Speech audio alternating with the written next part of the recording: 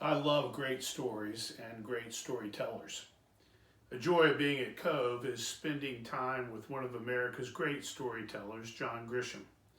When I read one of John's novels, I am hooked by the end of page one, and I can't wait to see how the story unfolds. This Sunday, we will listen to another great storyteller, another John. I'll preach a sermon called Finding Easter in the Dark that is based on a story from John 11 from John's Gospel.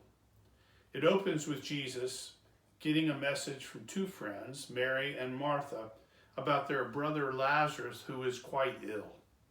Their plea to Jesus for help echoes the opening of Psalm 130. Out of the depths I cry to you, O Lord. The sisters want Jesus to leave where he is and to come to them right now, to do something right now. But he stays in place for 2 more days. Meanwhile, his good friend Lazarus dies. Read John 11 to hear the rest of the story, and then join us on Sunday at 11 a.m. virtually, when you can listen to the music of Linda at the piano and then Heather and Beth Neville in the sanctuary. After the music, you can watch me preach or can read my sermon on the Cove website. I will send links to our Sunday worship later this week. In the meantime, I miss seeing you. I miss seeing my Cove family and friends. How are you? Is there something you need? Someone for whom we can pray? Anyone need a grocery run or a prescription pickup? If so, please call me. This is such a disorienting time, a time when wise souls do precisely what most of us are poor at doing: staying still, making do at home, caring for our children and grandchildren, distancing ourselves from the ones who make our lives rich and full and fun. This is an economically frightening time for those whose jobs have disappeared almost overnight, for companies who offer services that no one now wants, for those who did not have a job or a home before this pandemic began. This disorienting and frightening time is the world we now live in. Or is it? In addition to the gift of great storytellers, our nation is also blessed with great poets, like the late Mary Oliver. In her poem, The World I Live In, she looks out over a world concerned with data, derivatives, and bottom lines, and then suggests a much more life-giving place to set our feet. She writes, I have refused to live locked in the orderly house of reasons and proofs.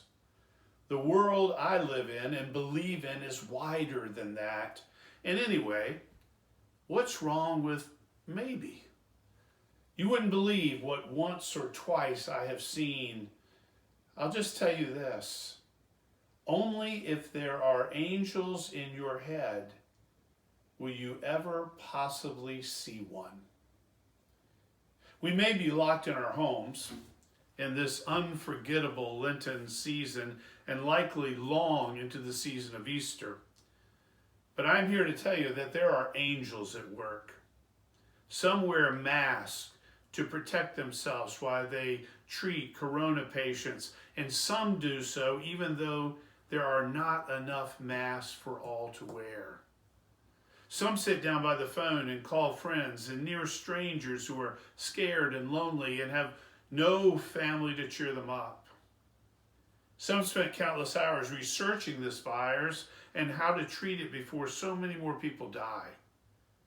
Some stand in public and refuse to spin wishful webs of now, all soon will be well, but instead speak tough truth, calling us to do the hard work of staying home and staying connected virtually.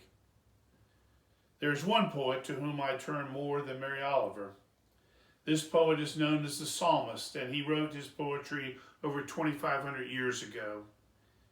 In this time of isolation, anxiety, fear, and panic, May his enduring words of promise comfort and direct us.